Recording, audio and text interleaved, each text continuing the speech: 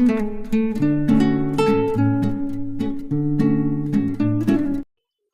Everyone, నేను మీ Kalyani. Welcome to Kalyani creations. నేను ఈరోజు సింపుల్ ఈజీ ఈవినింగ్ స్నాక్ రెసిపీని చూపించబోతున్నాను.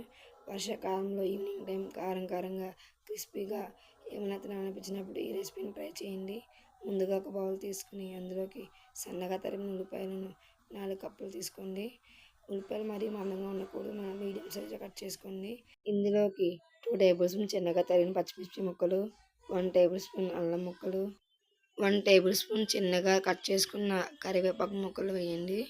ఇందులోకి 1/2 టేబుల్ స్పూన్ జీరా పౌడర్, 1 టీ స్పూన్ ధనియా పౌడర్, 2 టీ స్పూన్ సాల్ట్ వేయండి. సాల్ట్ రుచికి సరిపడినంత వేసుకోండి. 1/2 టీ స్పూన్ పసుపు కూడా వేసి వీటన్నిటిని ఉల్లిపాయ ముక్కలకి బాగా పట్టేలాగా ప్రెస్ చేస్తూ కలపండి.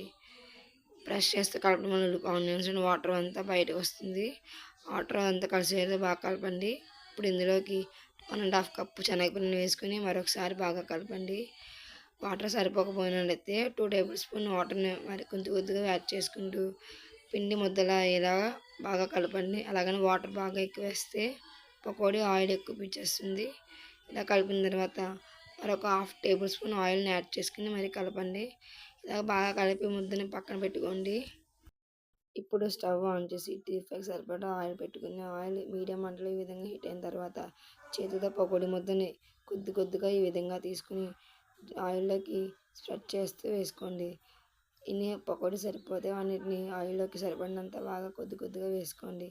పకోడీ ఈ విధంగా బాగా ఫ్రై అయిన తర్వాత లైట్ గోల్డెన్ కలర్ వచ్చే వరకు ఈ విధంగా కలుపుతూ ఫ్రై చేయండి. ఈ విధంగా గోల్డెన్ కలర్ వచ్చిన తర్వాత వీటిని తీసుకుని వేరొక బౌల్లోకి ట్రాన్స్ఫర్ చేసుకోండి. మిగిలిన పకోడీని కూడా ఈ విధంగా వేసుకోండి. అంతే, ఎంత రుచికరంగా టేస్టీగా ఉండే కరకరలాడే ఆనియన్ పకోడీ రెడీ అయిపోయింది. ఈ వీడియో మీకు నచ్చినట్లయితే please like, share and subscribe to my channel.